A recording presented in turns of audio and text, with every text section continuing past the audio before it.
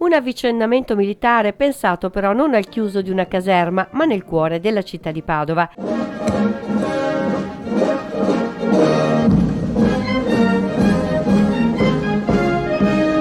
È il cambio di comandante del Comando Interregionale Carabinieri Vittorio Veneto tra il generale di Corpo d'Armata Antonio Paparella e il generale di Corpo d'Armata Maurizio Stefanizzi. La capacità di ascoltare e di essere sempre vicini alla gente ha infatti ricordato il comandante generale dell'Arma, generale Teo Luzzi, è il tratto che distingue i carabinieri che con tutte le loro caserme presenti in ogni angolo del paese sono anche un collante straordinario per la nostra comunità, oggi alle prese con problemi ed emergenze gravi dal Covid alla siccità, dalle tensioni sociali e le conseguenze della guerra.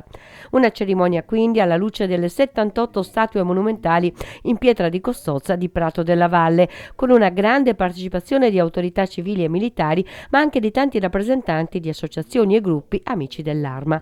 Il generale Luzzi ha omaggiato il generale Paparella, che ha ben lavorato e a lungo in questo territorio, salutando con un augurio affettuoso il nuovo comandante. L'Arma sarà, come lo è sempre stata, vicino alla sua gente.